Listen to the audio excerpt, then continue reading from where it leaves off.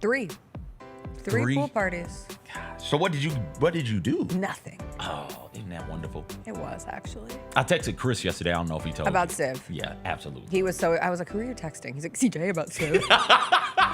He's obsessed right now. He's a man possessed. His civilization. Really? Yes, he stands up, he sits in his gamer chair, and he'll play, and I love it because it gives me an excuse to like sit down and read my book because we're not watching a show together. We're not doing something else. That's why my wife likes it also. I finished a book this weekend because he played so much Civ 6. Or is it Civ 7? Whatever, Civ 7. And every once in a while, because I think he just wants me to acknowledge that he is whooping the ass. boss. Yeah. And he'll just stand up and he'll go, "This is my city!" And I'm like, okay, baby, congratulations. I put it on, I finally finished. I ended up putting it on the hardest level possible, the deity level, just to see what would happen. Yeah. It went about as well as you'd expect. But it got to the point towards the end of it where I'm just giving the game middle fingers. So you know how people hit the shots? I'm just with the middle finger, just kissing and flicking. My wife's like, what are you doing? I'm grunting, I'm groaning, I'm flexing. Yeah, give me that. We were at Mission Impossible yesterday, and there's a scene where, I don't know, it's like the United States intelligence community looking at a board of the world, and he goes, every single time. Jesse, this is like me and Civ. Every single time I see anything in the news now, it's like, yeah. That's not what I do in Civ. Oh yeah, that's what I would do in Civ. What are you doing? What was the song? Oh gosh. It's a great song. It's Pitbull. Why can't I think of the name of it? Okay, Fuego. Which is so funny that I'm having trouble thinking of it because as it was playing, I said, you know what? If I really sat down and made a list of my favorite 20 songs of all time, I think this song is it. How did it go? Beamers and Impalas, thugs and ballers, ain't nothing safe for you to do. Shake it to me, shake it to me, shake it to me. Look, man, listen here, gangster, don't cross the line. Too bad the camera's not on us. They can't see all these awesome dance moves. En fuego, fire. It's a great song.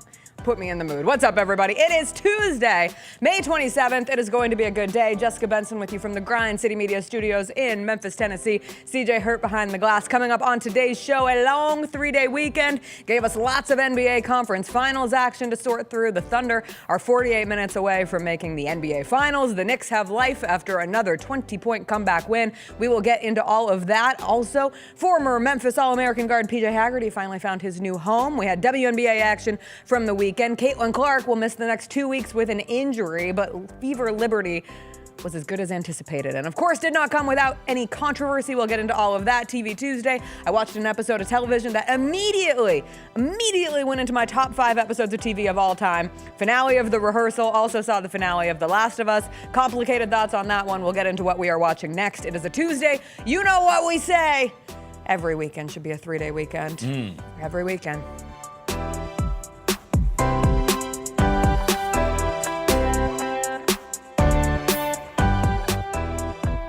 Is your child a natural-born entertainer? Now is their chance to join the most talented youth dance crew in the Mid-South, the Blue Bunch. The Blue Bunch entertains Grizz Nation with their energetic dance routines and even have the opportunity to collaborate on performances with leading artists in the entertainment industry. Kids ages 7 to 17 are invited to show off their skills and personality for their chance to join the next generation of NBA entertainers. Open auditions are Saturday, June 28th. Visit grizzlies.com/auditions now for more information.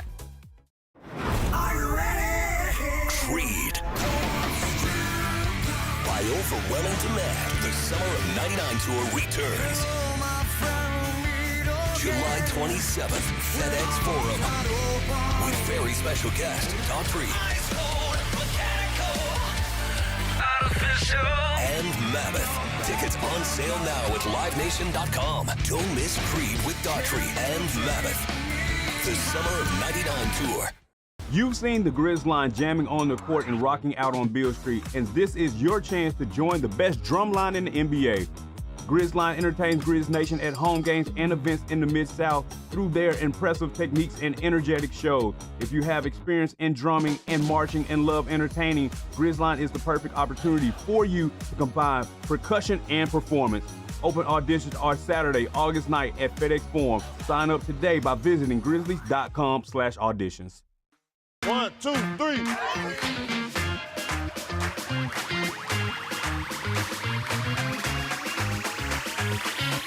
Ready, go.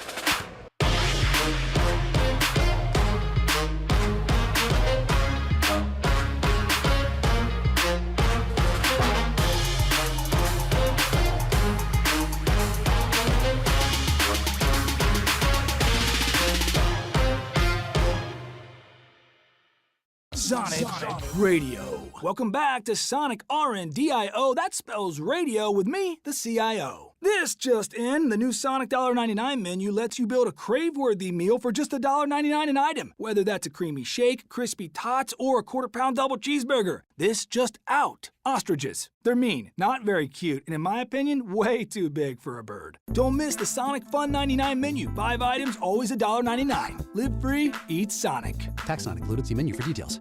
This week, we're going to run down the hits and the misses from WrestleMania 41. The main event, NXT title on the line, Obafemi versus Trick Williams versus Javon Evans. One of the greatest triple threat matches I've ever seen in my life. I'm shocked. And it made history because it's the first time there's 3 black men highlighting a NXT pay-per-view. Okay. That was dope too. Tune in to Grind City Wrestling weekly on the Grind City Media app and on the Grind City Media YouTube channel.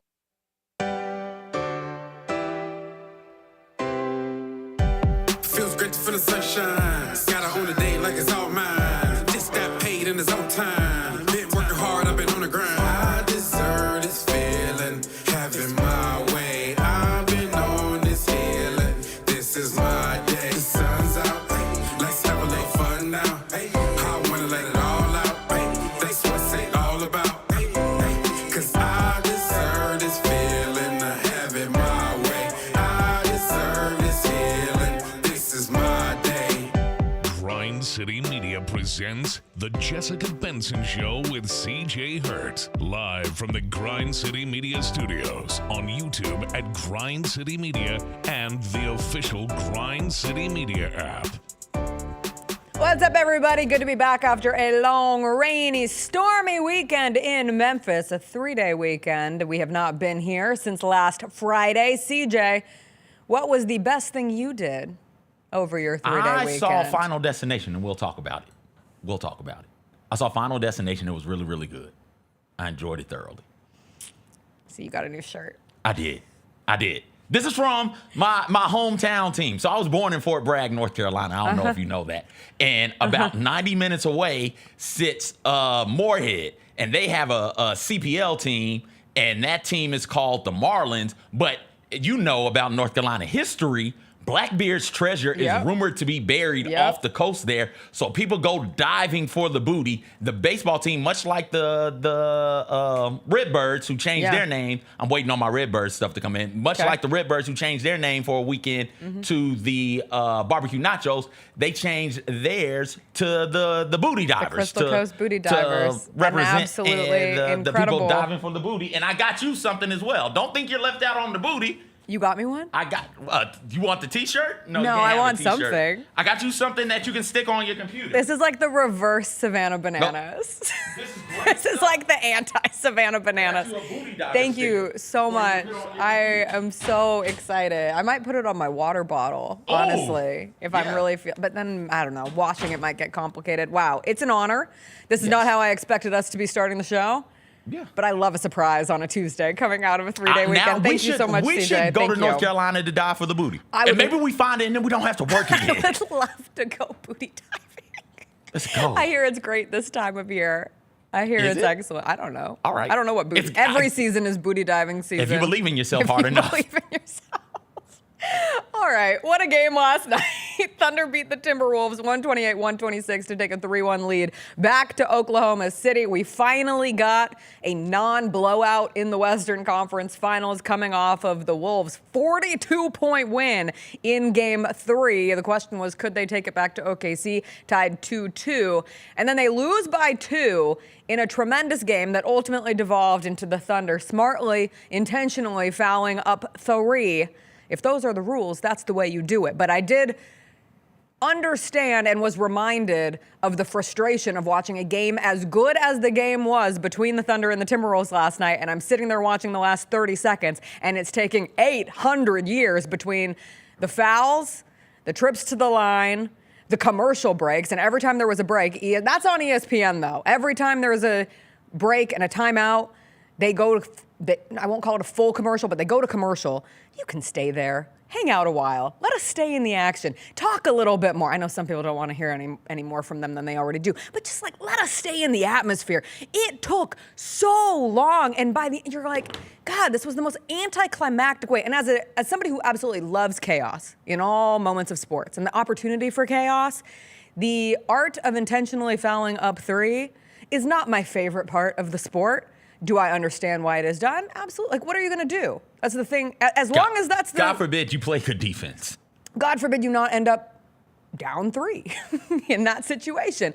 That said, I do think they have to do something to change it. Like, we do things for sports all the time that make them more entertaining. We adjust rules. And I don't know if the answer is 1 free throw in the ball. If you're intentionally fouling outside of the free throw line, it just sucks all of the energy out of a game. But neither here nor there.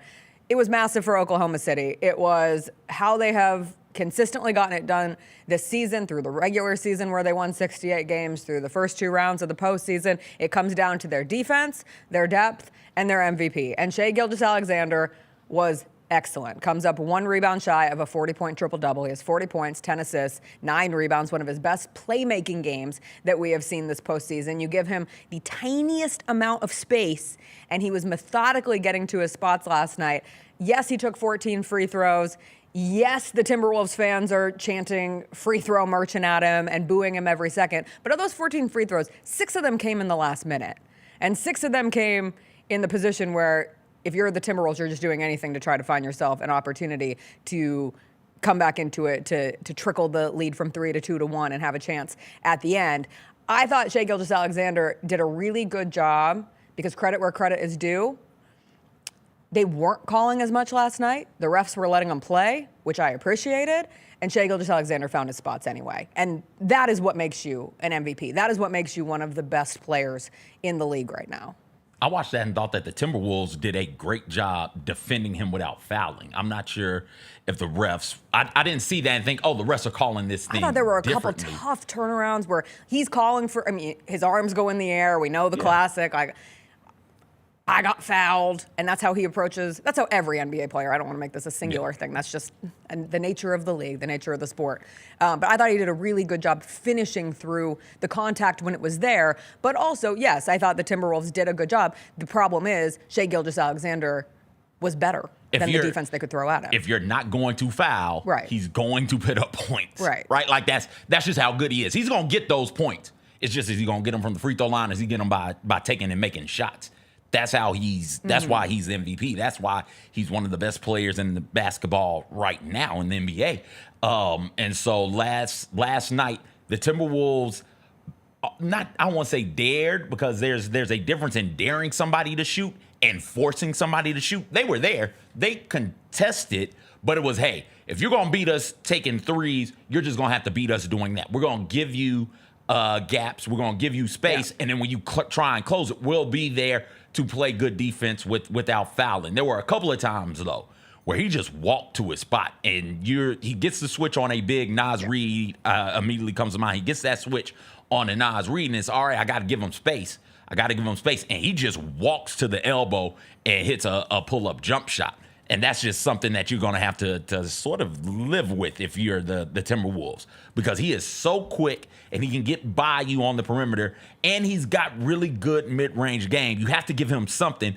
This is me from my vantage point. I say, okay, if he beats us 3-point shots and contested pull-ups, that's just the way he's going to beat us. If he beats us by being a facilitator, which he did last night, that's just how he's going to have to do it. And credit to Shai for being able to beat you in all of those different sorts of ways. But I take my chances with that, because I know what he can do when he gets downhill. I know what he is at the rim. He's a monster. He's a headache. He's a pain in the ass when he gets downhill and gets to the rim. He's a tremendous finisher through contact, and he's going to get foul calls because he's good at drawing contact. So, yeah, if you're going to beat me, if you're Shai, you're going to have to do it from the perimeter, man. Well, and credit for it not just being Shai. Like, it was the entirety of that big 3 for OKC, which that was probably the best game we have seen the three of them play together, and they needed every single point of it. But you have Shea's 40, you have Jalen Williams 34 points on 24 shots. He made that three down the stretch that put him up 123, 116, and I was like, gee, it sure feels like Jalen Williams has a lot of points this game. Go to the box score. Oh yeah, he's 34. Like, if there is a quiet way to score 34 points, that was Jalen Williams last night, but it was just so efficient and methodical that you didn't even really think that he was putting up a 30-plus point game. He had the two big threes down the stretch. Chet Holmgren had a massive three along with the big block on Jaden McDaniels. He had some easy putbacks. That felt like a big difference maker for the Thunder in this one. And those three combined for 95 points. 95 points of the Thunder's 128 points. Their stars were stars. Shai Gilgeous-Alexander, your MVP, 40 points. And then the other two, the question of if Jalen Williams and Chet Holmgren could be enough of a 2 and 3 option, and they certainly were last night. And then on the other side of that, the Timberwolves stars fell short. And that was by design, obviously, because the Thunder went all in on Anthony Edwards from the jump. Turned up the pressure, turned up the swarm. It was Lou Dort and company completely loading up on him from the first quarter onward. He didn't take a single shot until the last minute or so of the first quarter. He only took 2 shots in the first half and had 4 points. And then to couple that with Julius Randle, who had 5 points in the first half, and you're thinking, gee, like those two have combined for 9 points and they're only down 8 at the break. But they essentially dared anybody else to beat them. We'll get into the Julius Randle of it. But when it comes to Anthony Edwards, it was a decision of, hey, we're not going to let Anthony Edwards be the one who cooks, who ultimately leads Minnesota to a position where they can take this thing tied back 2-2. It was, we're going to force everybody else to beat us. And to the Timberwolves' credit, they almost did it. Like, their bench rose to the occasion. When you look at the play of Nickeil Alexander-Walker, and I don't know if you know this, but Nickeil Alexander-Walker, do you know who he's cousins with? Walker Van Buren? Who? Do you really not listen to the broadcast ever? Who's he cousins with? He's with Shai Gilgeous-Alexander. Yeah. They've said it 655 times. I've heard. And he was... Are you familiar that he's cousins with Shai? He was almost as good as Shai. Chet Holmgren's from Minnesota. I don't know if you know that one. I didn't hear him say that a whole lot. And I don't know if you know, but the French and the German hate each other. So that was... Wow. Although, listen, it's been almost 100. It's been 100 years since the first one popped off. I love a World War II reference in my conference finals. Is it a World War II? Because we fought twice about that. That's true. And it was for the most part, everyone's involved. Sides were the same for the most part. Well, at least our side was, right? We had France and England, and then Italy sort of flipped sides. Right. And then didn't we have Russia on our side also in World War I? In the first, yes. So it's basically Germany bucking. Mm-hmm. And it's been almost 100 years. I think you can let those jokes fly now. Oh, I think they can. I think you can. And listen, but I will not. It's a wild thing to say. I've seen too much Doris Burke slander on my timeline. Give her a better partner.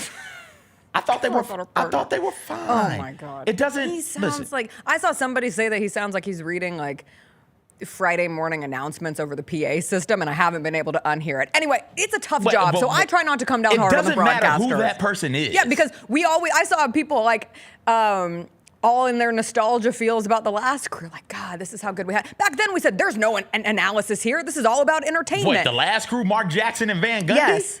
Oh, no. They were just nothing but funsies. We were furious at Yeah, we those hated dudes. that. So you're always going to hate. That's the bottom line. You're always going to hate who's calling this. But I will say, sometimes they get stuck on the glitches. And the Nickeil Alexander-Walker and Shai Gilgeous-Alexander cousin bit has gone too far. We get it. They're family.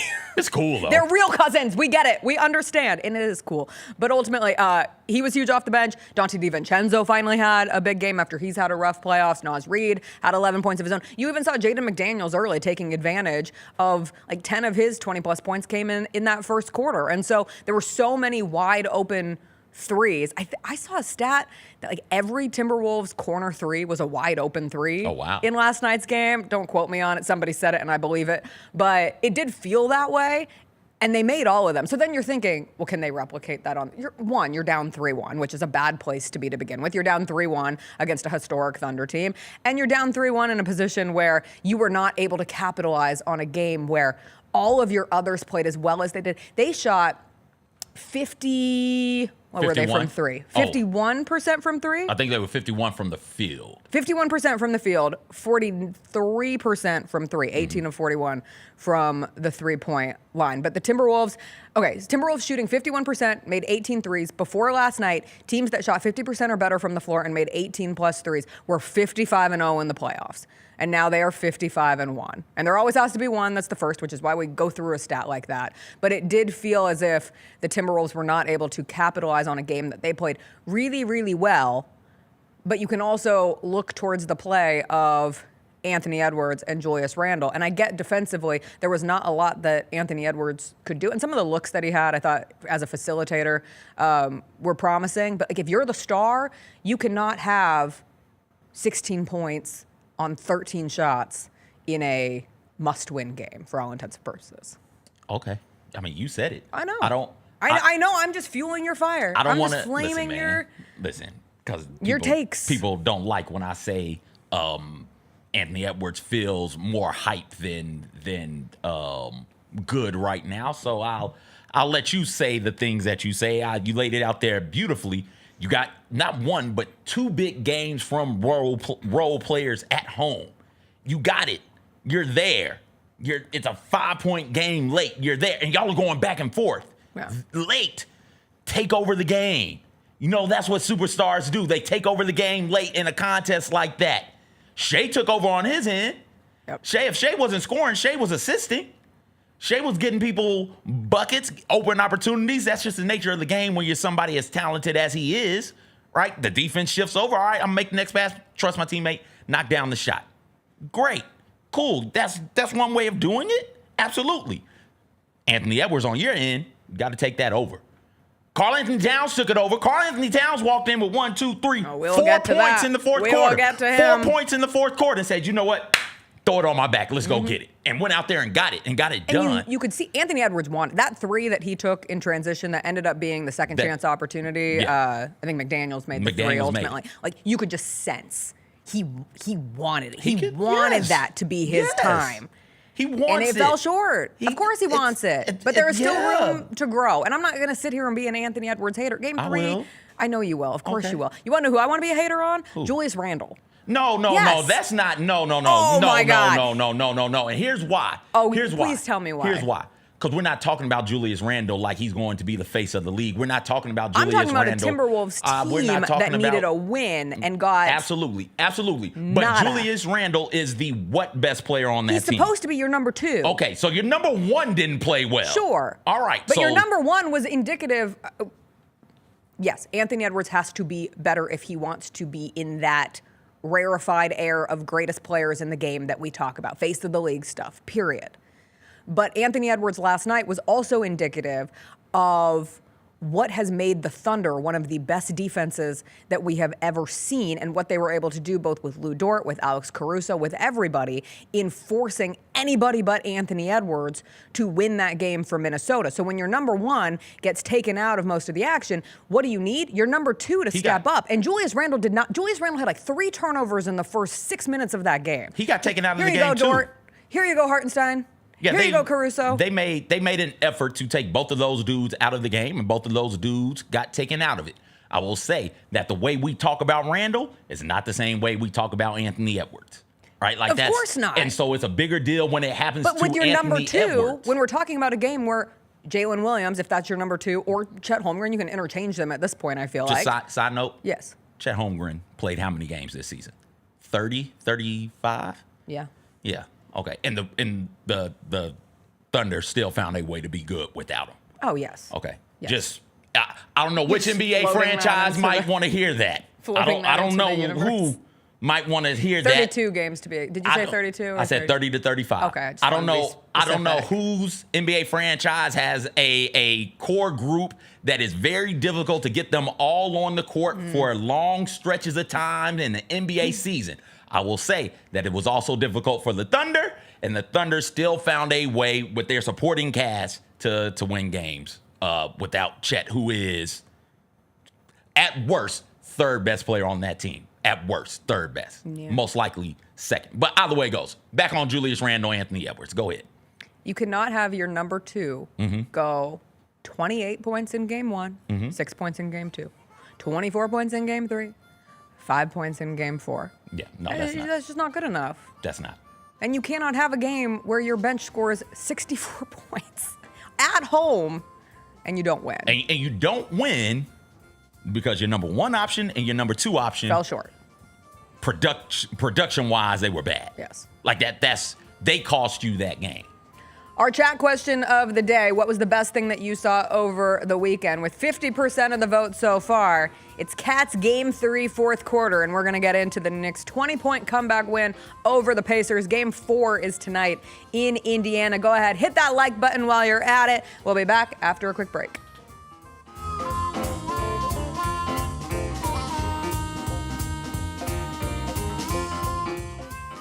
Talk a little bit about Jalen Wells. Jalen Wells, man, he finished third in the balloting for NBA Rookie of the Year. He's going to be back. He's going to play in Summer League, and maybe he'll shoot some left-handed jumpers out there. Hey, Grizzlies fans, be sure to tune in to Grizzbeat, where the panel and I break down all things Grizzlies and take a look at the rest of the NBA as well. The show is live every Wednesday, 2 p.m. on YouTube at Grind City Media and the official Grind City Media app. Have you always dreamed of entertaining on the biggest stage in Memphis? The Claw Crew is looking for members to join their team for the 2025-2026 season. Claw Crew members are hardworking, high-energy entertainers who assist Grizzlies home games by hyping up the crowd and much more. Not only do they support the Grizzlies on home games, but also promote in Memphis and across the Mid-South. Open auditions are Saturday, August 9th at FedEx Forum. Visit grizzlies.com/auditions for more information and to register today. The Grizzlies, grannies, and grandpas have the right moves and are currently looking for new members to join their team for the upcoming season. These soulful seniors are a fan favorite group throughout Grizz Nation. You do not have to be a grandparent, but you must be at least 50 years old with personality, rhythm, and passion for performing. If that sounds like you, then we want to see you on Sunday, June 29th. Visit grizzlies.com/auditions for more information.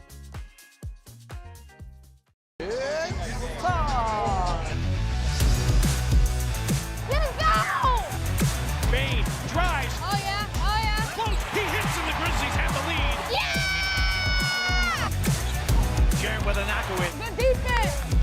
Durant attacking, spinning, hanging, and hitting. Let's go!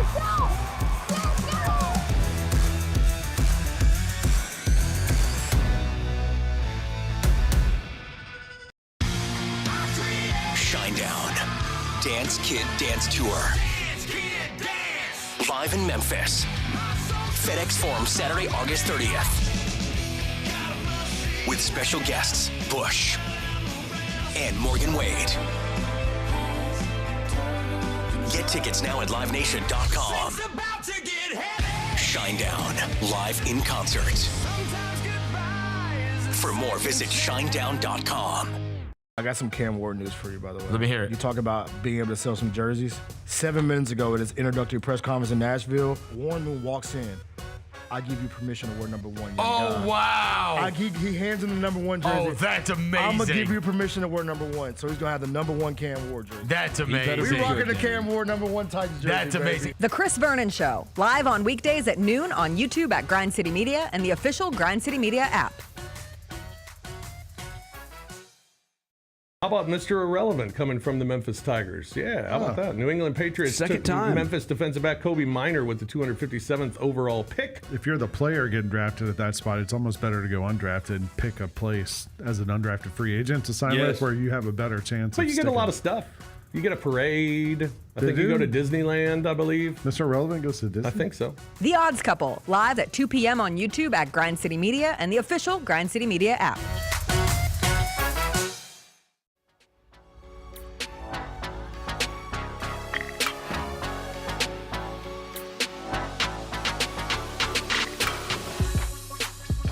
One more insane stat from yesterday's game before we move on to the Eastern Conference Finals. Teams entering yesterday, CJ, 0-190 all-time in the playoffs when having fewer rebounds, fewer assists, fewer free throw attempts, a lower field goal percentage, lower three-point percentage, and lower free throw percentage in a game than their opponent.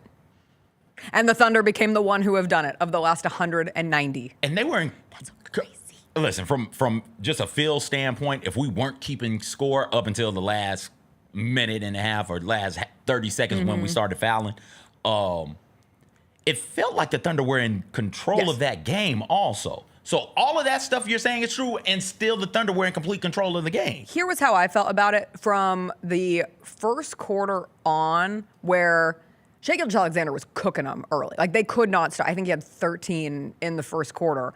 And the Timberwolves shot 63% in the first quarter and were still down 7. So they're playing from behind the whole game. They're shooting 63% from the field and down 7.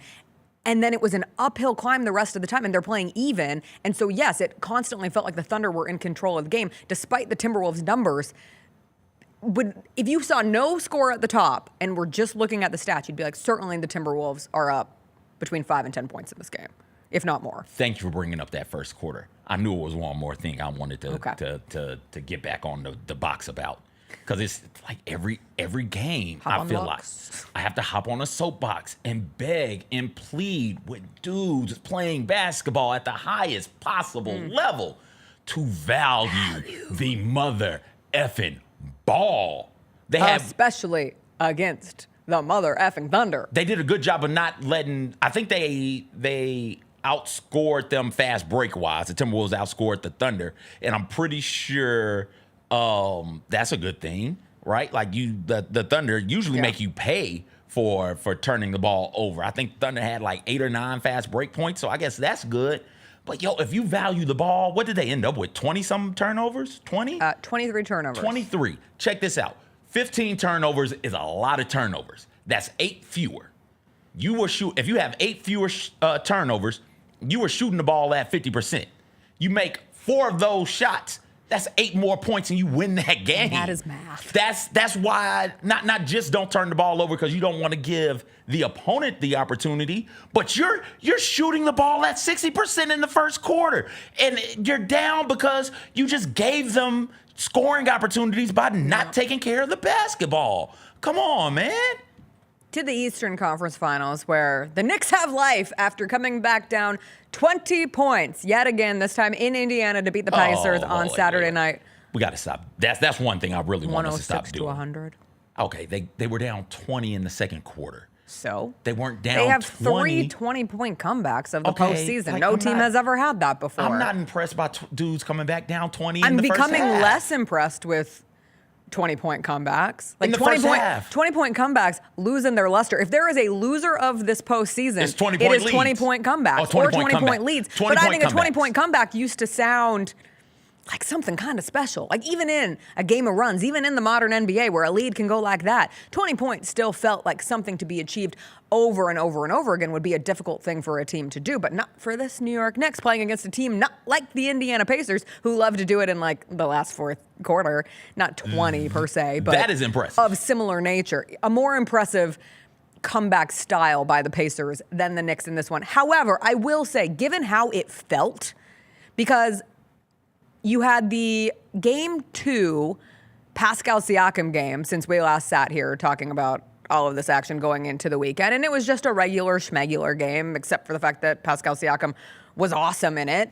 No real insanity down the stretch. You had the Jalen Brunson missing the long 3 that could have tied the game, but it was just like a normal, good basketball game. And then you're 2 quarters, or I guess a quarter and a half into Game 3, and you're like, oh, it's over for the Knicks. Like, people are ready to fire Tibbs, despite the fact that you're in the Eastern Conference Finals. People are ready to blow up the roster, despite the fact that you're in the Eastern Conference Finals. New York fans are ready to be sad and downtrodden. I saw video footage of they had a watch party in Central Park, and everyone looked like they were ready to cry and depressed or break something or a little bit of all of the above. And my mom, a real text message I got from my mother this weekend, CJ, that I wrote down because I wanted to remember to share it to you. She was texting me about how the, quote, crybaby Pacers are getting bailed out by the refs. And she said, and I quote, I can't wait until OKC and the Pacers play. All the crybabies crying on the same court. All the crybabies crying on the same court. But it did feel all but over, which is why you never, speak in absolutes when you're watching an NBA game, because a 20-point lead can evaporate in an instant. And for the Knicks, it was Karl Anthony Towns who came to the rescue with 20 of his 24 points coming in the fourth quarter. A big bodega cat game for him. He was hitting crazy threes. He was finishing through contact. He changed his defensive intensity. He had as many points as Indiana as a team had in the fourth quarter. Miles Turner couldn't stop him. Tony Bradley couldn't stop him. He also had 8 of his 15 rebounds in that fourth quarter. Like, he just took over. You talk about taking over a moment. And I find it very easy to root for Karl Anthony Towns. And after the game, he had a very sweet comment on how he was dedicating it to his mom, who passed away from COVID-19 complications back in 2020. It was Dominican Mother's Day, and he is of Dominican heritage. And so he said, this one's for my mom. But between like the trade that lands him in New York and how fans always accuse him of being perceived as soft, or the trend of him being zesty, like, I don't know why, but I've just found myself genuinely wanting good things for Karl Anthony Towns. And so I loved watching him rise to that occasion and propel the Knicks to the win over the weekend. My wife hates him. No. She hates him. Why? Because of me. Oh. He's in the midst of going off, and every time he does something, I just scream, big purr. She's like, you got to stop doing that. Not big purr. Big purr. Look at big purr go to work. Look at him. Boom. Boom. Spin. Who's soft? Big purr. He's a spicy bodega cat. Big purr. Get him, big purr. Let this man Finish. go. Let this man live. Let this man do his hand motions in a zesty way. Purr. That pass was kind of zesty. I hate using that. Uh-oh. Big purr. Right. Zesty has just become a euphemism for a word that people want to use more. But whatever. I'll take it. I'll take that we have moved on from some of the other words. In the face. Who hit that? Big purr. He came up with it. She hates when I do that. I love doing it. Karl Anthony Towns in that fourth quarter was incredible. Yeah. It was so good. And that's, narratives get made in the playoffs. And they get changed in the biggest moments of the playoffs. Karl Anthony Towns has had a narrative of being soft, quirky, goofy, saying things. Speaking of people who said We're things in Minnesota now. We're in Minnesota now. The one that sticks in my craw is, I'm the first big to I changed the game. No big before me was shooting jump shots the way that I shoot jump shots, right? Like, I changed the game. It's like, mother bleeper, what? No, you didn't, right? So he's had those things happen, and people have rubbed those in his face time and time again. He does have the narrative right now, being soft, being so foul prone, right? He'll foul. You don't have to get him in foul trouble. He'll get himself in foul trouble. He'll foul himself out of games. And while the stats are there, just not sure if you can win with them. You go out there and do that, and your must win, because you go down 3-0, we can back it up and go home after that. That's your must win right there.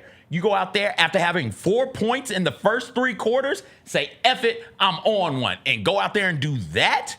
That changes narratives. And the way he's played all postseason has started to change the narrative around Karl Anthony Towns. No longer is he just a big, soft goofball out there on the court. Now it's like, oh, okay, maybe we need to put some respect on Karl Anthony Towns' name. Now he's a big, soft goofball killer. But I mean, it matters. And in a league where there are so many bad apples, for lack of a better, we give passes to everything. And yet I see more hate for Karl Anthony Towns than the literal abusers in this league. Come on, man. You could be abusive. You can't be zesty. And we know it. I'm willing to use the word zesty because I think it's cool. I'm like Hillary Duff in those commercials back in the 2000s. Like, you can say zesty because for me, it just shows there is you use the perfect word. Like, he's a little quirky, and it's a little different than what you're used to seeing in the personality type of an NBA player who operate at these feats of athleticism that just make, even there was a moment in the Thunder game last night where I forget who collided at half court, but they both went flying mid bodies and they both fall to the ground, and I'm like, oh my God, someone's hurt. And they both pop right back up, and I'm like, God, they are giants among men and just absolute monsters in this sport.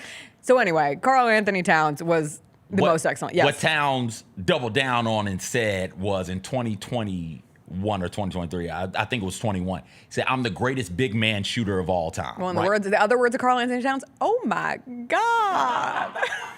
He's relatable for me. I'm just a girl watching basketball, and I appreciate what he has to do. Why not? He has white girl mannerisms sometimes. Yeah. Yeah, like he does. Oh, God, I have such a deep cut that I won't even. I have such a Broadway deep cut that it's not even worth throwing throw it out there for the into Broadway. the universe. You got a strong Broadway backing.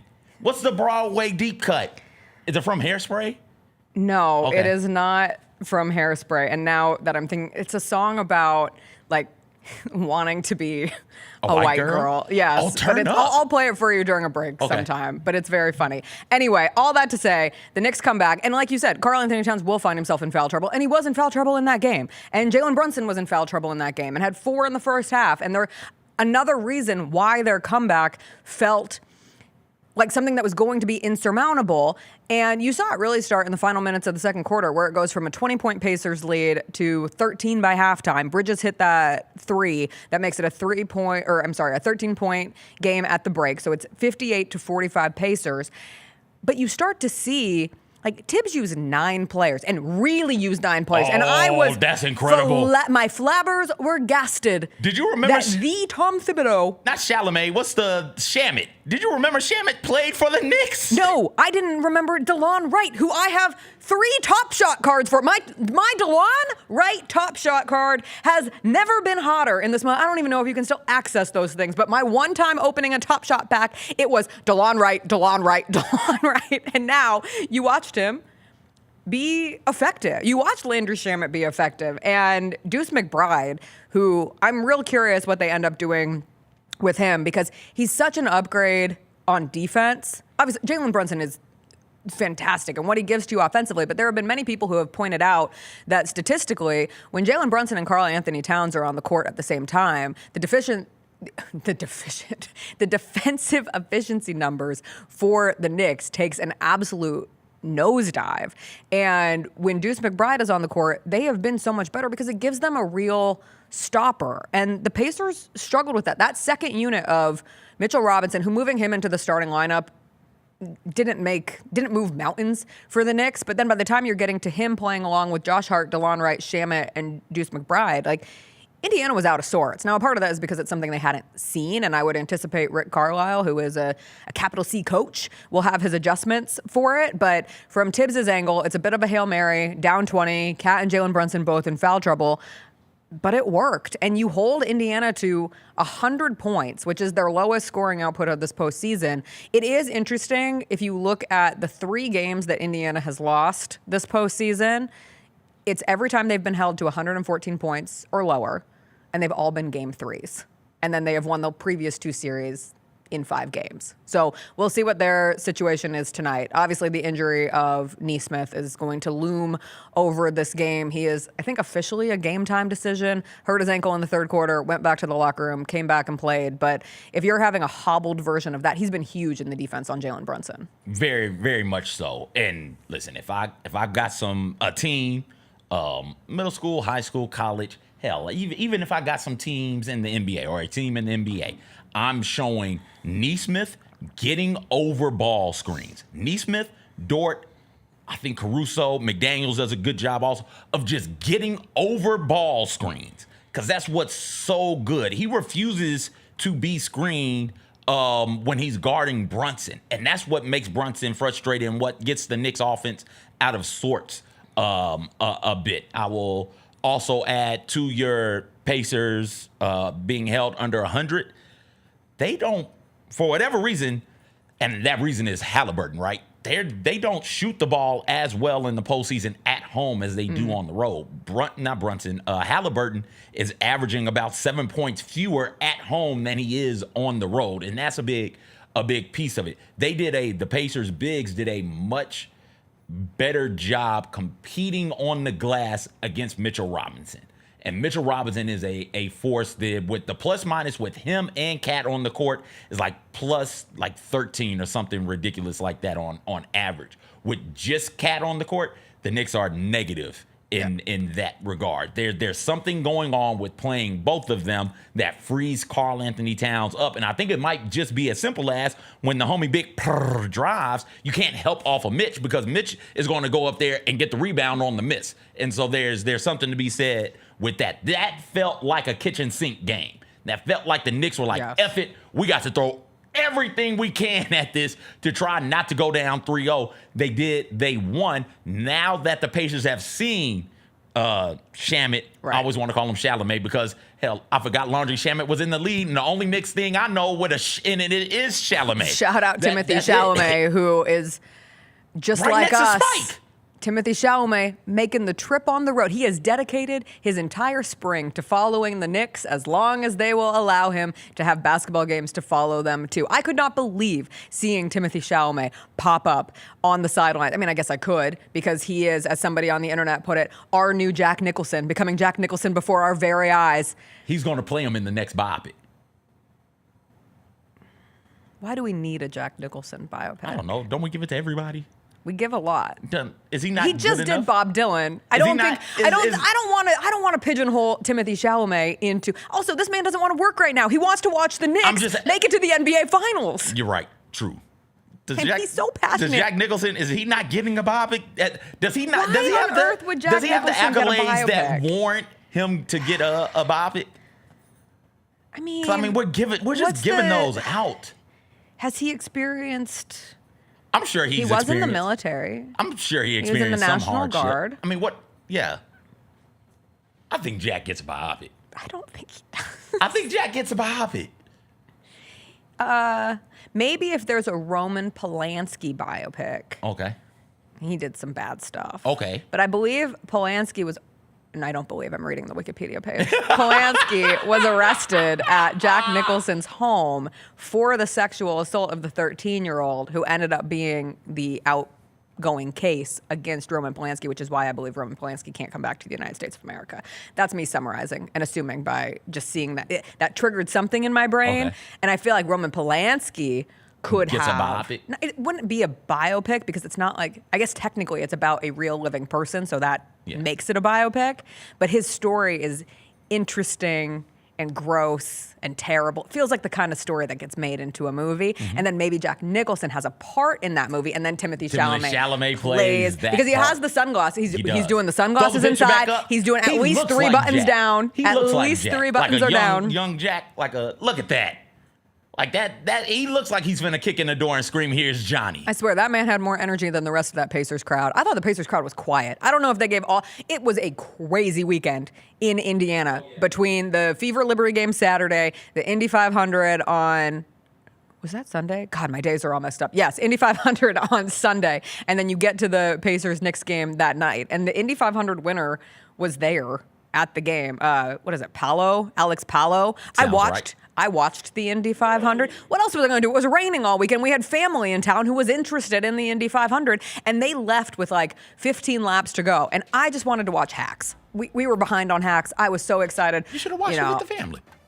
I don't think they were, you don't want to bring someone into a show that late into it.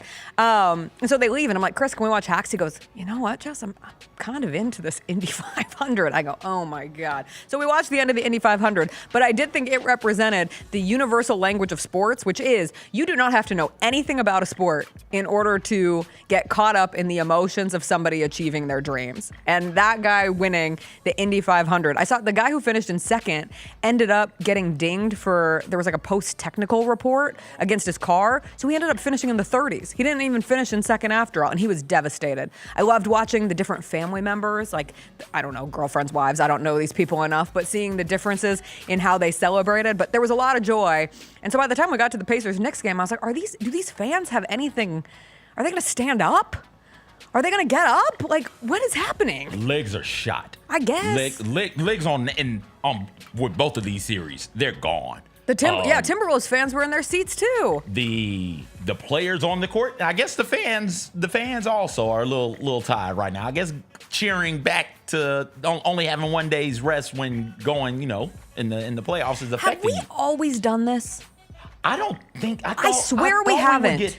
To when you traveled. Yes. So I thought when it was a travel day, you got the travel day, then another day, and then you played. That's what I thought it was. That's what I thought. But we're back at it again. Yeah. One more note for Pacers-Knicks game 4 tonight. A big one. John Halliburton is allowed back in the building. John Halliburton is back. Father of Tyrese Halliburton, who has been suspended since he got in the face of Giannis Antetokounmpo with a towel with his son's face on it after that comeback win for the Pacers. He has not been allowed to be at the game since, but that ban has been lifted, and he will be in attendance for game 4. He will not be courtside. They're putting my man in a suite. They're putting him in a suite, but he can be in the building, which honestly, thank goodness. We get so mad and so shakes fist at some of the dumbest stuff sometimes. And listen, I'm not calling it dumb. He put himself in a bad position. He did it. His actions had consequences. He got in Giannis's face. I don't want to see him get in the face of Karl Anthony Towns, although it would be kind of funny to see how that went. I don't want to see him looking down at Jalen Brunson, but I do think there's this air of your son is now in the conference finals. You have had a punishment. Now you understand if you do it again, that punishment could be even greater. But come on, let the guy watch his son play basketball in person at this point. So we'll see if they are able to get the win here tonight. We'll take a quick break. When we come back, PJ Haggerty finally has his new home. The former Memphis Tiger is going to play at Kansas State next year. We'll get into the details of what that looks like for PJ Haggerty, plus a wild weekend in the WNBA. An injury for Caitlin Clark that's going to keep her out of the next couple of games for the Indiana Fever. But that Fever-Liberty game was spectacular. We'll get into all of that and more when we come back.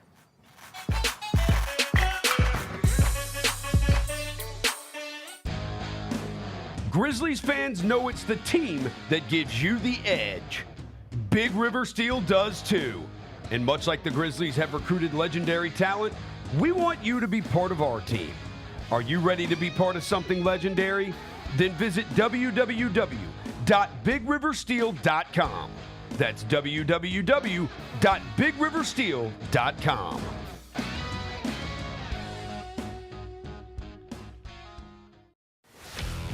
Let's face it, there's a lot of trash talk in basketball, but the great teams let their performance do the talking. Like Ford F-150 with Pro Power on board. A class-exclusive industry-first feature that turns your truck into a mobile generator and leaves the competition speechless. Ford F-150, official truck of the Grizzlies. Greatness starts here at your Mid-South Ford dealer. Class is full-size pickups under 8,500 pounds, GBWR.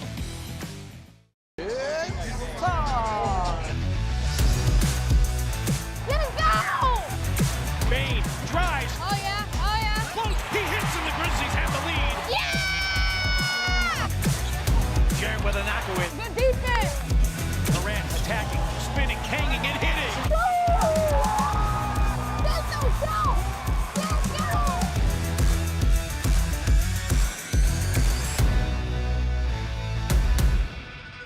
Kroger shoppers and Grizz fans, one exclusive last-minute discounted ticket deals texted straight to you during the Grizzlies 2024-2025 season. Sign up with the new Kroger Buzzer Beater deal. Fans can sign up by texting Grizz to 636-479 or visit your local Kroger store in the Delta Division and scan the QR code. By signing up, you agree to receive recurring automated promotional and personalized marketing text messages from the Memphis Grizzlies. Consent is not a condition of any purchase. Message frequency varies. Message and data rates may apply. Catch us if you can at Southland Casino Hotel and win your share of up to $1.8 million in free play and prizes. Join us for drawings every Saturday in May, June, and July. Each month, over 900 winners will take home free play or drive off in a new car or motorcycle. Be there for all 6 grand finale drawings and try to catch us if you can, only at Southland Casino Hotel. Must be 21 up. Play responsibly. For help quitting, call 800-522-4700. I thought Penny was smart to handle this the way he handled it. He expressed frustration with the system, the chaotic nature of it. The price hike on eggs ain't got nothing on the price hike on basketball players. The same dude who cost you $150,000 last summer is costing you $500,000 right now. I understand his sentiment, but he stopped well short of criticizing PJ Haggerty. The Gary Parrish Show, live on weekdays at 10 a.m. on YouTube at Grind City Media and the official Grind City Media app. We going to Let's do do our, it. our pick six favorite Outkast songs in honor of Outkast being inducted into the Rock and Roll Hall of Fame. Elevators is the most creative. Me and you. Yes. Your mama and your cousin too. And I can't. Every time I hear somebody say me Sitting and on you, a- I just You just go to the next one, right? Get all of your HBCU sports and culture news by tuning in to HBCU Huddle with CJ Hurt and Mike Wallace. New episodes drop every Thursday on grindcitymedia.com, YouTube, and Spotify.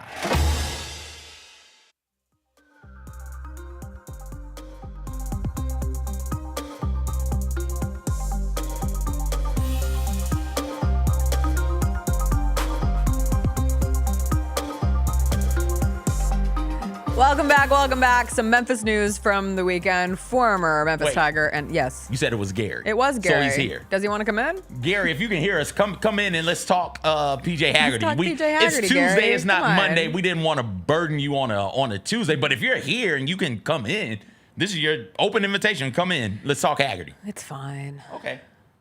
PJ Haggerty's going to Kansas State, transferring, according to ESPN's Jonathan Givony, along with others yesterday. He is withdrawn from the NBA draft process, and this ends a saga for Haggerty where he was going to go to Ole Miss, and then he wasn't. He was going to go to North Carolina State, and then he wasn't. There was a window still open for the University of Memphis, perhaps, and then there wasn't.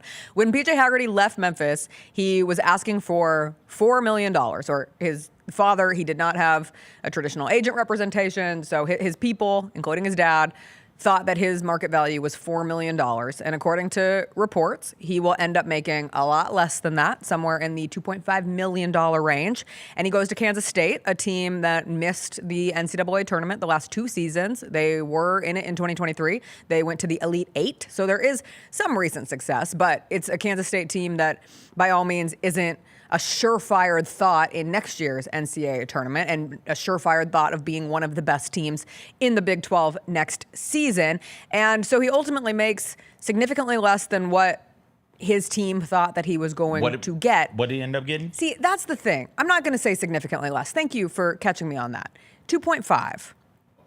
When he left Memphis, and the reporting on that was that they were offering $3 million. So I've seen a lot of discourse of, he really missed out. It's $500,000, which is a ton of money. I don't want to take that out of the equation, but he is still making a lot of money, and he is going to a conference that is arguably at least one of the best conferences in college basketball, as opposed to the American Athletic Conference, which was one of the worst conferences in college basketball. But he was on a team in the University of Memphis that he helped get its best seeding in a long time, since the John Calipari years here in Memphis, and ultimately they fall short in that first round matchup against Colorado State. And there will always be the question of how things would have gone if Tyrese Hunter hadn't been hurt, but he was. And ultimately the Tigers' season yet again ends in a first round disappointing time in the NCAA tournament. But ultimately he seeks more. He wanted more money. And we get another case in an athlete and their people betting on himself in the current NIL climate and playing hardball and losing some money in the process. And when you look at a situation like what happened with Nico at the University of Tennessee, and he thought he was going to play hardball and get more money from the Vols, and they said, no, goodbye, good luck. And he ends up at UCLA making a lot less money than he thought that he was going to get. It does present the true business that this all is right now. And it is a business. And maybe there will be regrets for PJ Haggerty. I don't know. I can't speak for him. Maybe that dip off between having had an opportunity to get $3 million at Memphis and ultimately getting $2.5 million at Kansas State, maybe he'll be sad. But I saw some sentiment of, it's another representation of these athletes who one day I wonder if they'll regret bouncing around from school to school to school and not having the connectivity with the community and the fans for the sake of the money. And I'm like, we have to stop doing this. Like, we have to stop romanticizing. I wish that I could sit in a place where I'm still romanticizing college athletics and like, God, they must love staying at one place for as long as possible and becoming a pillar of the community, and the fans love him. But for PJ Haggerty, like, he's getting his bag. And he did what he thought was best for him in the moment, and perhaps it ended up representing, a bit of a drop-off than what he thought that value was going to be, but he's still going to make $2.5 million to play at Kansas State next year, reportedly. Did he went to the combine and stuff? Yeah. And so somebody probably talked to him. Yes. I was like, yeah, we probably need to see you do this against better competition. And that might be why he ended up going where he ended up going. And it cost him $500,000 to do so. But it's $500,000, 2.5, 3 mil, close enough. And he's playing against better competition. Regularly. Because you can do the one-offs of that Memphis, and I can't think of their schedule. Memphis, Mississippi State, Michigan Memphis, Missouri, State, Memphis, Michigan State, Memphis, UConn. Ole Miss. Right, and then you get to the conference schedule, which is 20-something games. And it's Temple, East North Carolina. Texas, East Carolina, Charlotte, Florida. Your best competition South is Florida, UAB. Right, so that we need to see you do it consistently against some of these teams, some of the better teams in the nation, and that's what the Big 12 is, because you're going up against top tier basketball teams game in, game out once you get into conference play. Right. And that's, like I said, that's about 2/3 of your schedule right there will be against top tier competition. And then you can show what you can do. And the sacrifice that you made while getting to that team is, hey, all right, if it costs me $500,000, it costs me $500,000. I can make 2.5 work and try and improve my NBA prospects and maybe even get to a point to where I can get drafted at the end of next season. So, yeah, I get that decision. It makes sense to me. But telling somebody like me you left $500,000 on the table, oh, boy, that's a hard pill for me to swallow because I can do things with that $500,000. I can use that right now. The Tigers have done a good job from what I hear. Gary Parrish has talked about it. He'll be on after us. And I've heard others talk about how well they've done in the transfer portal. So losing him, while it sucks, absolutely, you got to keep it moving, man. This is what the game is right now. This is how it works. And for Tigers fans upset that he transferred in.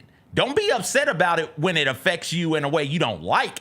If you're welcoming those types of things when it happens to you, listen, you chalk that up to the game, man. Players are like buses. Miss one, next 15, one coming, dog. That's just the way you got to think about it right now. You have a Kansas State transfer who's coming in next year. That's just the way you have to. How the sport currently works. All right. And yes, PJ Haggerty will play for his 4th team in 4 years. Guess what? That is A-okay. And that is what the structure of the way this all works currently allows for a player to do. And it allows for a team, any team, like the University of Memphis, to then rebuild through the transfer portal of their own. And you get a guy like Curtis Givens and the excitement of him coming over from LSU. And you get a handful of transfers that should, again, put Memphis in a position to, say it with me again, control the American Athletic Conference, because they should always be the best team in a pretty generally weak league. That said, PJ Haggerty to Kansas State. Memphis finally moves on. WNBA from this weekend. Big injury news, CJ. Oh, no. Big injury news in the WNBA. Caitlin Clark is going to miss the next 2 weeks with a quad strain, at least the next 2 weeks. And if it were to be exactly 2 weeks, that would be 4 games that she is going to miss at minimum. In the WNBA season, 4 games feels like a century. 2 weeks in the WNBA feels like it is a long period of time because it feels so much more condensed. But you're right, it is only 4 games. And when you look at what those 4 games are, it's 2 against the Mystics, it's 1 against the Connecticut Sun, and it's 1 against the Chicago Sky. So it does present an opportunity for the Fever to see how they function without Caitlin Clark. It does end an absolutely crazy streak for Caitlin Clark, who had appeared in 185 consecutive games between her career at Iowa and her time with the Indiana Fever. 139 games with the Iowa Hawkeyes. She never missed one. And 46 games with the Indiana Fever between the regular season, the postseason, and the beginning of this regular season. She has also not missed a single game. In fact, she has not missed a single game since she was a sophomore in high school back in 2017. Caitlin Clark will miss her first game since 2017, which is absurd. It stinks for what is I won't even say one of, the biggest show in the WNBA. I was even looking at the schedule for tonight's games in the W, and not one of them is on national TV or one of the big streaming systems, so you have to have League Pass to get into the action of tonight. But you want to know what game is? Tomorrow's game between the Fever and the Mystics. It's on NBA TV, and Caitlin Clark will not be in the mix of that. You do have to wonder if this is something that has been nagging her. Stephanie White said it was a new injury, but she did have something going on with that leg in the preseason. And I remember even leading into that game that was played at the University of Iowa, there was some question on would Caitlin Clark be able to play. Of course, she wasn't going to miss the game that she was playing at her alma mater and those early games for the Fever. But now she'll be forced to sit for a bit. And you wonder if it contributed to one of the worst stretches that we've seen shooting-wise of her career. After going 0-5 against the Atlanta Dream in their second to last game, then we get to the game over the weekend between the Fever and the Liberty. She missed her first 7 threes that she took in that one, and ultimately 2 of 11 overall from 3, 6 of 18 from the field. We'll see if this is something that was impacting her, and once we hear from Caitlin Clark about it, I'm sure they'll downplay it, but ultimately it wouldn't surprise me if it was hindering her a bit. But when we do get to that Liberty Fever game too, the defensive strategy from the New York Liberty was spectacular. Like, in terms of figuring out how to attack Caitlin Clark, I saw a really good video on TikTok from a creator named Jackson Basketball Nerd. But he went through play-by-play and showed essentially what the Liberty were doing and called it the Caitlin Clark rules, and said how Sandy Bordello basically established how you can limit Caitlin Clark to the best of your ability. And granted, it helps that she has a defending champion team behind her that has a defensive structure. You have a 6'6" Jonquel Jones who can get out at the perimeter and can also guard Caitlin Clark, which is a luxury that not every team has. But in terms of forcing Caitlin Clark to constantly go right, like, Caitlin is so much more comfortable going left. And if you go through and look, I mean, they consistently were trying to force her to the right side of the court. They were picking her up full court often, just trying to make things as difficult as possible, not just as a scorer, but also as a facilitator. And for the Liberty, it worked. Now, it was a close game that went down to the wire and lived up to all of the hype going into that matchup between your defending champion, New York Liberty, who have started the season looking very much like the team to beat yet again in the league, and the Indiana Fever, who are one of the teams on the rise, who rebuilt their roster for this reason to move into contender status. You lose by 2. It's nothing to, like, some people were losing their mind. Like, oh, this is the end of the world. No, it's not. I saw a team that I was very encouraged by when it came to the Fever, even fighting through some of those Caitlin Clark difficulties. Decision to move Bonner to the bench is a big one to say, hey, you know what? We've got Natasha Howard and DeWanna Bonner. We don't want to, we would love to play one at the 3, one at the 4, but Bonner is so much more effective as the 4. And so you bring her in off of the bench, and think about what that does for you from a power forward and forward front court standpoint. Now Breanna Stewart is like, oh, thank gosh, Natasha Howard is out of the game. I can finally get oh, wait a second, DeWanna Bonner is coming in. What are we doing? How do they keep having people to run in here? And so when you play the Liberty, when you play the Lynx, and you play Nafisha Collier, when you play the Aces and you play Asia Wilson, there's no easy matchup for anybody at that position, because you've got true stars and defensive players out there on the court at all time at that spot. So you're not going to allow anybody to get to cooking. And then so that's a big decision. Mitchell played so well in that game. To me, they are close. They were close in that game. And I think they're missed close. So many layups in the first quarter, too. If you had just made half of the layups that they missed in the first, you're out to an even bigger lead. I will say, Jonquel Jones, cool, she can get out there on the perimeter. Caitlin Clark goes by those players. So that is, and she, to her credit, Jonquel's credit, played great defense. Caitlin Clark was not able to go by her. That might be because of the injury. Right. Like, so that's the thing. Like, is it the injury but here's the other piece of it. Now she has an opportunity. This is evolution of a greats game, is learning how to go right, to be comfortable going either direction. And I thought opportunities like the game against the Liberty kind of expose that in a way, whether it be injury or schematically. But usually when she goes Right. So she goes left and she's stepping back and there's nothing you can do with that. She's pulling up and there's nothing you can do with that. Usually when she goes right, she's much more aggressive going to the basket and finishing. And if she doesn't have the explosiveness to go by people, she can't go to the basket and finish. That's a good point. Whatever you got to do to try and slow this person down, good luck to you. Well, if you're asking fans what they're slowing her down at the end, it was a very clear foul. It wasn't. By Natasha It's Cloud. a foul right here. That's a foul. We are always going to get controversy at the end of a game. I think it was a foul. You think the foul on the deflection? Yeah, I think the foul on the deflection. I've seen other angles. I think we have one more angle to watch. There's a foul there. And I think that's a foul. You think that's a foul? I think she gets her arm. I thought she got all ball. Here's the thing.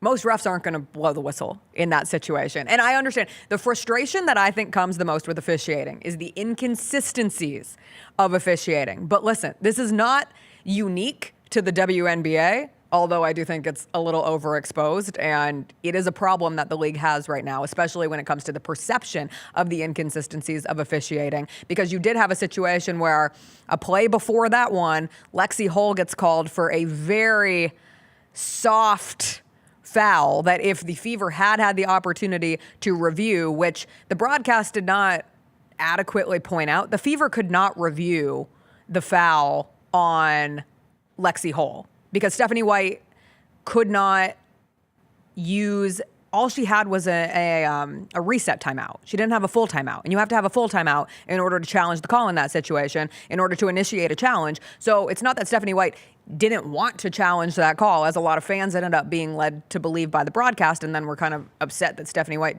didn't challenge it in that situation. She literally could not do that. Just like she could not challenge the end of the game call, because you cannot challenge a no call. And it was a no call that ends the game. And you immediately saw Caitlin Clark and Sophie Cunningham going to the officials and trying to, ask for an explanation of what had just occurred. That official completely stonewalled them. Like, there was no conversation between them. But you see this in basketball across the board, in the WNBA, in the NBA, in college basketball. And I know right now the Fever feel particularly aggrieved as it comes to the whistle that they've gotten early in this season. And you look at a Fever team that's drawn 82 fouls, and they have had 84 fouls called against them. And some point out that opening game against the Sky as something that has offset a lot of the numbers for this Fever team. And I think that's fair, but that is only a -2 disparity between fouls against and fouls drawn. But the Fever are not alone in feeling like officiating is a problem. You watch one team, if you're a fan of a team, you watch your team over and over again, and it can feel like, oh my God, the world is against us, the officials are against us. But you look at what popped off with Brittany Griner in the middle of the Atlanta Dreams game from over a weekend, and in case you missed it, she was in the middle of her halftime interview. This wasn't even the post-game interview. This is the halftime interview of the Atlanta Dream game, and this is what ends up going off with Brittany Griner during that interview. Maybe. Perhaps. By Autumn Johnson. BG, right now you have 10 points, 5 rebounds. We see the Atlanta Dream as being very... Right now she's talking to the refs about holding.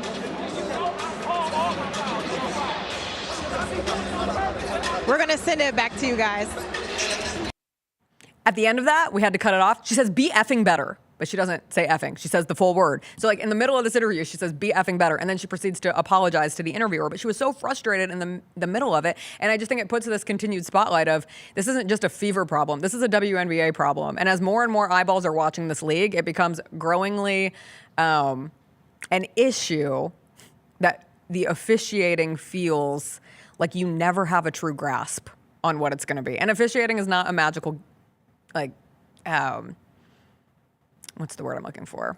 Fix? A fix for anything? Like, there's never going to be, it's not always black and white, as you wish that it was. It's not a clear, this is a foul, this wasn't a foul. There's oftentimes a lot of gray area. But the problem is that gray area feels excessive as it pertains to the WNBA. It is hard.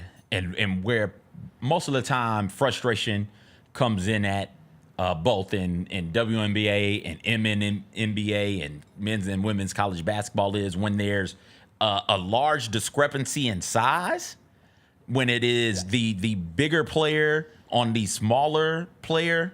That's not to say that there aren't issues with players of similar sizes, but when I think about foul issues and officiating issues, it is, all right, what am I supposed to do when we've got Alex Caruso banging with Nikola Jokic and preventing him from getting where he wants to get to? How much of that is allowable before Nikola Jokic can lower his shoulder and go into the guy to move him out of the way? Like, where's the line at there? And in the WNBA, the size is vary tremendously, right? There are women out there your size, Jessica, ask to guard people 3 inches taller than me at times, and that can be frustrating. Yeah. And if you're Brittany Griner, who is a huge human being, with some of these players who, what are you going to do when Brittany Griner posts up? I know what I do. I would also be grabbing. I'd grab the back of the jersey where the ref couldn't see it. I'd tug on an arm or something like that and hope the ref doesn't see it, and just see if the refs are going to call it. See if they're going to give me 2 or 3 quick fouls before I adjust. And that can be frustrating for those bigs. I don't think that they oftentimes, across basketball, right? We're talking about WNBA, so we can keep it here. But across basketball, I don't think that we officiate bigs well right now. And it is hard because you see with Zach Edey, 7'4", Zach Edey gets a smaller person on him. They are, or goes up for a rebound. They are constantly whacking at arms, and they get away with it because Zach Edey is so tall, and you just assume, hey, you've got to be able to handle that sort of contact. And that's not always the case. So if it's Griner, if it's Aaliyah Boston, if it's Collier or Wilson, even or in whomever that Fever it is, game, Natasha Cloud had a block on Bonner on a layup that ended up being missed at the end. And you could have said, well, that was an obvious foul. But I think Bonner has like 5 inches on Natasha Cloud, and that's you got to figure it out and officiate it much better. If Brittany Griner is that frustrated, like, come on, you got to do a better job. Real quick, just looked at this. The Liberty, I'm trying to figure out when the Liberty and Lynx, because I forget who threw it out in the chat. Which one loses first? And so I'm looking at the schedules just now. The Lynx have a stretch late in the season where they play 3 straight games against the Liberty. Like, what are we, it's not a big deal now. We can wait till it gets closer. But yeah, they played 3 straight games against the Liberty, and the Liberty played 3 of 4 games against the Lynx. I think they got the Aces mixed in there somewhere. It is a ridiculous schedule. Wow. August 10th, 16th, and 19th. That's the end of the season. I've got to wait. And also, when is the first game? You have the schedule pulled up. Yeah, I do. Like, when do they first meet? Because they don't meet anytime in the first 2 months. Their first game's July 30th. Come on, man. Wednesday, July 30th. Give me that a little bit sooner, schedule makers. I would love nothing more, because they are the 2 teams to beat. That Natasha Cloud pickup, so much gets focused on the wasn't a foul against Caitlin Clark. She was such a gem for the Liberty game. It feels so criminally unfair that the New York Liberty got Natasha Cloud. And for what? Do you remember what they got her for? What the cost of Natasha Cloud was? 7th overall pick and a 2026 first rounder. How? Anyway, great energy they got on her from the and off the Mercury, court. right? From the Sun, wasn't she? Was it the Was Sun? she the Sun or the Mercury? I always get confused on the Sun got rid of all their players and the Mercury got rid of all their players. 85% certain they got her from the Mercury. I don't think she was on the Sun. Well, which one was it? Because I remember following. She's a Mercury. She's a Mercury. I was following the Sun. She was on the heavily. Mystics to start her career. She was drafted by the Mystics. Yep. Damn, what a gift that the Liberty got. Other big storyline from the WNBA this weekend: A'ja Wilson needs some help. A'ja Wilson needs some help because she is doing it all for the Las Vegas Aces, who lost to the Storm, the Seattle Storm, 102-82. You can call it the Erica Wheeler game. And I swear to God, if you had only watched that game, if that was your introduction to the WNBA, you would be convinced that Erica Wheeler was the best player in the W. In a game that featured A'ja Wilson, Chelsea Gray, Jewel Lloyd, Jackie Young. But no, it was Erica Wheeler who outscored them all. A'ja Wilson, as that graphic showed, is leading the Aces in every single stat category. Points, rebounds, assists, steals, and blocks, which is cool. Like, you go, girl. But the fact that your leading assister on this team is averaging 4 assists and it's A'ja Wilson, it's not going to fly. It's not going to fly. Hey, don't look now, but the Dream are. They're so good. Jessica, you don't have to say so good. Well, yeah, we're only 5 games into this thing. They're very impressive, CJ. Or 4 games into this? They're very impressive. I was just going to say they're certainly better in the standings than the Aces right now. They're certainly better than what they looked like in their opening game against the Mystics. Brian Howard is a hooper. All right, that's somebody who can do a lot of different things real well, offensively and defensively. Yeah. Alicia Gray, still got it. Still got it. Brianna Jones, still got it. All right, we'll take a quick break. We'll come back. TV Tuesday is on the other side. I watched one of the greatest episodes of television that I have ever seen. And I know I have a tendency, as you just saw, of being slightly hyperbolic at times, but I swear to you, it was absolutely spectacular. You have to watch The Rehearsal Season 2. I will tell you why. Also, the season finale of The Last of Us. I have some controversial thoughts on that. We'll get into a little what we're watching, get on to the rest of our Tuesday when we come back. Who gets their first win of the season between Sun, Wings, and Sky? The Wings. Okay. The Wings. Creed. By overwhelming demand, the Summer of '99 tour returns. July 27th, FedEx Forum. With very special guest, Daughtry. And Mammoth. Tickets on sale now at livenation.com. Don't miss Creed with Daughtry and Mammoth. The Summer of '99 tour. The First Ladies of FedEx Forum, the Grizz Girls, are known across the NBA for setting the standard for professional dance and entertainment, and they are looking for dancers to join their team for the 2025-2026 season. With the chance to gain professional dance experience and connect with the Memphis community, auditioning for the Grizz Girls is an opportunity you do not want to miss. Come show up at Open Call Auditions Saturday, July 26th at the Memphis Sports and Events Center. Visit grizzlies.com/auditions now for more information. 1, 2, 3.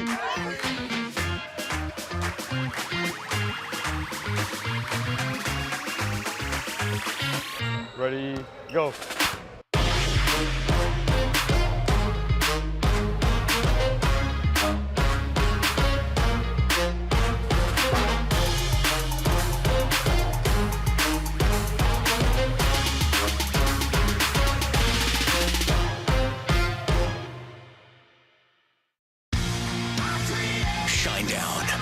Dance Kid Dance Tour.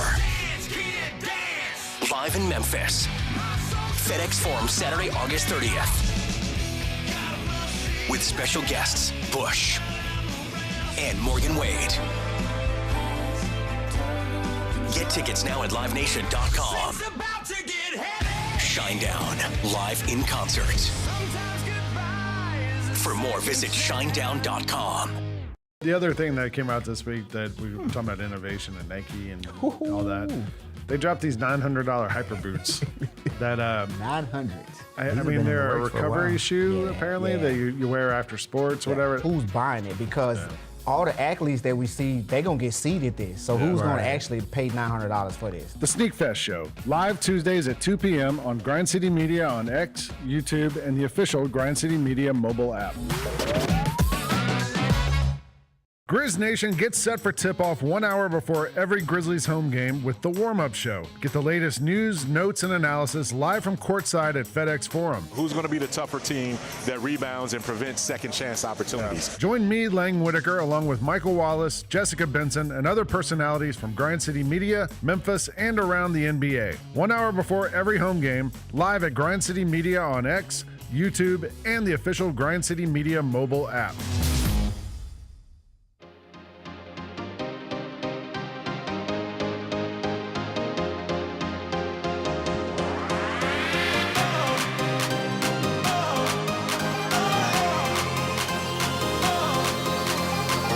I saw that. It's so good. Read off the names of the league. This is the Coastal Plain League, which my new favorite team in baseball. The Crystal Coast Hold it up so people Booty can see Divers. it. The Booty Divers. The Booty Divers are alive their and well. actual name is the Moorhead Marlins, but the Booty Divers is their alternate special uniform. name. Yeah, their alternate special name. uniform. But these are the real names of the teams in the Coastal Plain League, which I believe was the home of the Savannah Bananas before they left. They got too big for the Coastal Plain League and went off and ended up being, I think they're like a solo exhibition team at this point. They're essentially the storming. they're like the Globetrotters of baseball. So the Coastal Plain League is the Greenville Yard Gnomes, the Holly Springs Salamanders, the Peninsula Pilots, boring, the Tri-City Chili Peppers, the Wilmington Sharks, the Wilson Taubes, I don't know what a Taub is, the Ashboro Zookeepers, the Boone Bigfoots, the Florence Flamingos, Forest City Owls, High Point Thomasville High Toms, the Lexington County Blowfish, my favorite, the Macon Bacon, and the Martinsville Mustangs. But they play at Hooker Field, so they've got a great field name as well. What a time. So the Bananas joined the CPL in 2015 after their departure from the South Atlantic League. Oh. Yes. So you too could advance to bigger and better things. Yes. All right, TV Tuesday. I watched 2 season finales on HBO Max Sunday night. I'm so grateful we can call it HBO Max again, as God intended. The Last of Us and The Rehearsal. I'm going to start with the one that I actually liked because the Rehearsal season finale, CJ, instantly went into my 5 best episodes of television I have ever watched.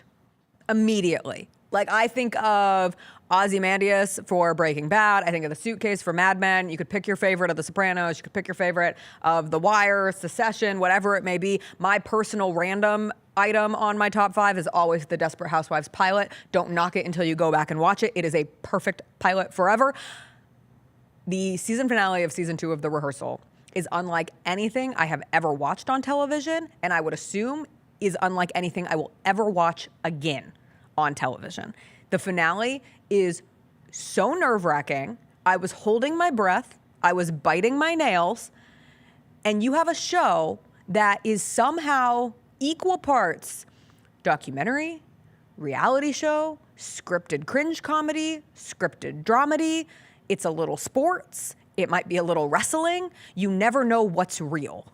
You are watching a show that, and I'm going to try to no spoil as much as possible. I will not spoil the biggest twist or the biggest reveal of the finale, but you are left in a place where you watch that episode and you understand that not everything is real. And it comes down to, what are you learning about Nathan, the character, and Nathan Fielder, the creator and star of The Rehearsal? What are you learning about him or being revealed of him as the character Nathan versus the real life of Nathan Fielder? And next to that is, what events on this show are actually happening versus what was just done for the sake of narrative on this show. Now, the main thing that happens, you cannot tell me that it was not real. And I think we have a shot from the show, which is Nathan Fielder in a plane. So I have seen with my own eyes this man in a plane. And for a season that was dedicated on a thesis of airline safety via relationships between pilot and co-pilot, it concludes with Nathan Fielder getting his pilot's license, which has been on the internet for weeks now. People knew that he got his pilot's license. The assumption was that he was going to get in a plane. What the things that go with this shot of him in a plane include is what will just absolutely blow your mind. But I will put this, with this being one of the best episodes of TV I've ever watched, that will go down as one of the most iconic images in television history. Really? It's that big. I'm serious. How many episodes? 6 or 7. Okay, so it's 30 minutes each episode. And this one was a full hour, I think. Most of them are like between 30 and 40. Okay. I'll get into it. It is like we were talking about twists before the show. And you don't always, I don't want to know if there's a twist coming. This twist just like knocks your socks off. Oh. Like, I don't have a better way. Add that to the phrases. That knocked my socks off. It truly knocked my socks off. And I cannot get over the fact that you don't know what is real and what is not. And you know it's a blend of the two. But I also think that along with this idea of like a noble quest of trying to save plane crashes and being a television show that has excess money to spend and trying its best to determine, like, are most plane crashes a result of a pilot and a co-pilot not being able to have the hard, difficult conversations? And if you were in a position where you could have those ahead of time, would you be better suited to navigate any challenges that might pop up while flying? I think extended on that is like a grander thesis of just human nature and humans' tendency to avoid discomfort, even if it means you could save a life. Like, we are so built as people to avoid hard conversations that we can know something. Like, deep down, we can be like, I'm in danger. And I'm not going to say anything to the person who's putting me in danger because I don't want to risk them feeling awkward. Like, for example, if you were in an Uber tomorrow and your driver was online shopping while driving you, would you say something to your driver? You're built different. Most people would not. Well, listen, there are moments in our life where you have to stand up for yourself and you have to be encouraged to do so. And if you can start that younger rather than older, you get to a situation where you're pretty comfortable, like standing up for yourself. Be it, listen, I don't want to make light of bullying, but you got to stand up for yourself. And one of the things that happened to me, 2nd, 3rd grade, my dad's like, hey, this person is bullying somebody, your brother. You go up there and you handle it. You don't hit them, but you tell them to leave your brother alone. Like now you're going to end up with 2 kids being bullied, Dad. Yes. I don't think you know how this works.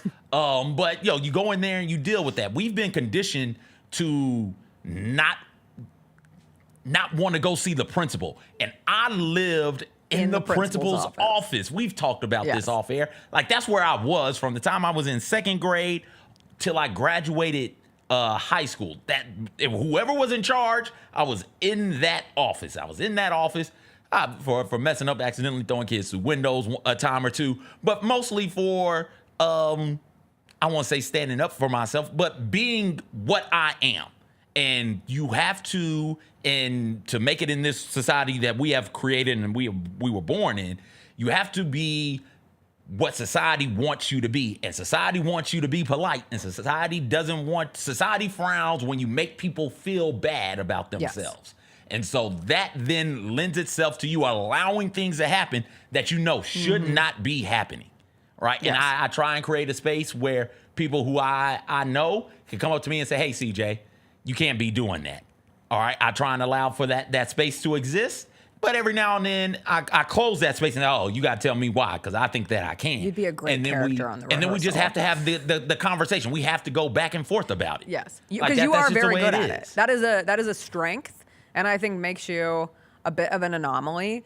I think back as I was watching this even, you think about instances in your life, because I like to think that I would be strong enough, or I've done enough work where, especially is it strong or comfortable?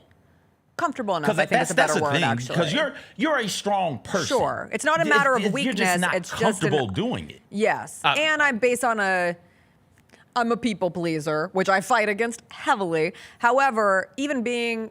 Like, I am married to a non-people pleaser. Like, that's a great, yin and yang that we have going for ourselves. But I will never forget a time where we were in a cab and we had been drinking, which is why we were in the cab to begin with. So our senses were, a little on the off side. And we were with another woman, too. And all 3 of us were sitting in the back of this cab. And it was back when you had Snapchat. I know some people still have Snapchat, but I've been off the Snapchat for a long time. And you could have your miles per hour. Do you remember that? Like, one of the filters was the miles per hour. And we're like, oh my God, this car feels really dangerous right now. And we get on Snapchat and we proceed to take a Snapchat, use the miles per hour filter. We're going 134 miles per hour in a cab on these back roads of the wine country in the Tri-Cities, Washington. We're driving for people who know, we were driving from Prosser to Kennewick, which is about 40 minutes. And at one point, Chris gently did say, hey man, could you slow down just a little bit? He took it from 134 to 120. Looking back on it, probably shouldn't have taken a Snapchat laughing about it. We were all very uncomfortable. We're all texting each other. We're texting friends who are meeting us someplace. If we don't make it, please tell our family and friends that we love them. But what stopped us from saying, hey man, stop the car. We'll figure something else out.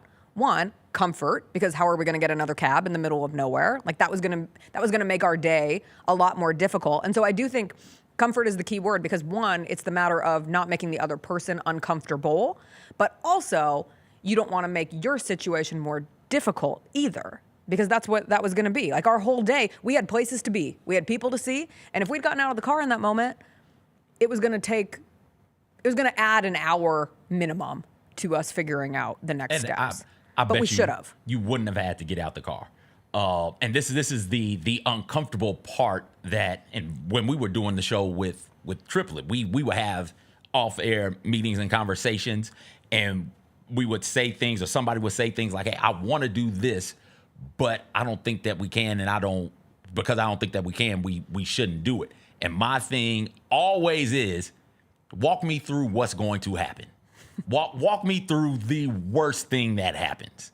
Because I know, and again, that comes from somebody who sat in the principal's office. office. Like, yo, you're going to go to the principal's office. You're going to sit there. Who failed pharmacy school twice. You'll get chewed out, and then you'll get going with the rest of your day. It's not the end of your day. And it won't be near as dramatic as you think that it might be. So what's the worst that can happen? That's the way I sort of approach a lot. And I want to say confrontation, because confrontation sounds like real dire. I feel like the clouds around you get dark when you start talking about confronting people. And it's not that, but you do have to confront a person or people from time to time so that your boundaries aren't being crossed. And a lot of people's situations, their mental health is affected because they don't have good boundaries, and they don't have good boundaries because they don't stand up for themselves, and they, in certain situations, they aren't having the uncomfortable conversations and uncomfortable moments. So you can have this moment of discomfort, or you can live the rest of your life with that discomfort. Which one are you choosing? Yes. And then it sounds like, from bringing it back to the TV show, it sounds like, hey, if you're not willing to be uncomfortable in this moment, you're going to cause lives. Right. People are going to And die. yet it continues to happen. Right. Like in the research that he did, the common denominator of most plane crashes is a miscommunication issue. Not even a miscommunication issue. It's a failure to embrace a difficult conversation in a high stress environment. That, yes, sometimes things happen that are unavoidable, and but because of the lack of like a simple, hey, I think this is going wrong, oftentimes it provides marriage a bad situation. Is pretty damn stressful. Sure. And I make my wife so annoyed when I ask her the same questions more than once, and when I ask for clarification more than once. But you know what? I do it constantly, because what's the worst thing that happens? Yes. In that moment, CJ, you should listen and you should pay But see, that's attention, and because you blah, have- blah, blah, blah, blah, blah, blah, blah. You have a Fine. safe, good marriage. I'm not trying to like toot I your mean, own it's horn, but that is, a toot we were toot, just a talking beep with beep. somebody. Chris and I over communicate to the point where Yes. like somebody just stayed with us and was like, holy hell, like I knew you guys communicate, but I didn't know what it was like until I lived with you for 8 days and got to see it in real time. But that's because I trust the person on the other end of that relationship, that he is going to love me no matter, I mean, obviously not no matter what, but maybe, like even if I murdered someone, I don't know. You say over communicate. Yes. I think over communicate should be the Me standard too, but of people communicate. hate communicating. I love communicating. You can communicate with me all the damn time. Real quick, just because I said we'd talk about it, and I know CJ has a meeting to get to, as always. Oh, I The do, Last don't of I? Us Season 2 came to an end. It's a really difficult season for me to wrap my brain around to a point where I can say, like, did I like this season? Did I not like this season? Did I like this finale? Did I not like this finale? Some huge things happened very early on the show in episode 2, and then through a very effective flashbacks episode in the penultimate episode, I thought that did a very good job.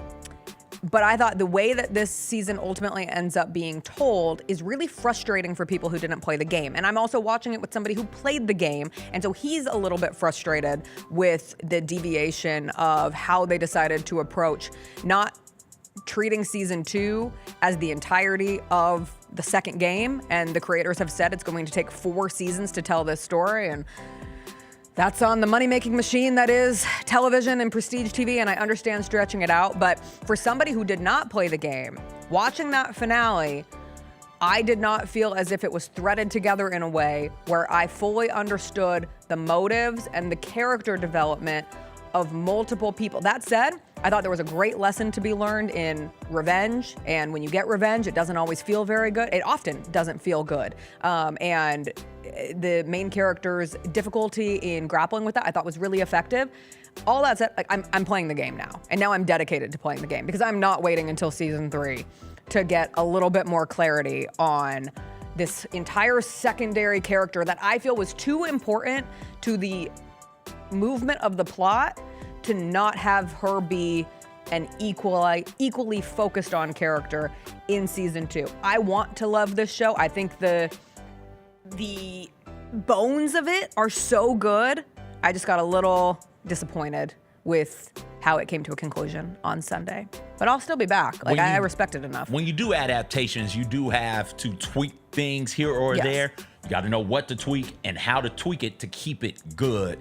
And it sounds like they've got some stuff to figure out with the tweakages. Yes. Before this finale, though, I got the feeling that you loved it. You kind of. I really liked it. Yes, I know. So it really brought me into a different direction. Okay. That's how disappointing I was. The finale was? I was pretty disappointed in it. Okay. It was like watching a show and feeling like you missed like 4 or 5 pretty big things that would have added stakes. I'm all for being left in a place where you're wondering, oh, I wonder what the main purpose of this is. Like, I just watched Mission Impossible, which is exposition central. It lays out everything perfectly almost to my liking. But with the season 2 finale of The Last of Us, there was so much that I felt we didn't understand. And even like there's one thing that's quite literally the pause screen or the opening screen of the part 2 of the game. And I'm like, gee, that seems big. And I didn't feel it was that big. And I feel like I should have thought that it was bigger in the finale than it actually was. Anyway, all that said, happy Tuesday, everybody. We'll be back tomorrow. It'll be a Wednesday. Eastern Conference Finals continue tonight. We'll see if the Knicks can get another one tonight in Indiana. We'll be back to talk about it tomorrow. D'Angelo Williams will join us. We'll continue on with the week. We'll see you then. Bye. That's the complaint that I've heard about Lilo and Stitch also. Is that while like there's something there, the adaptation changes some things that shouldn't change. And so dramatic. I heard the same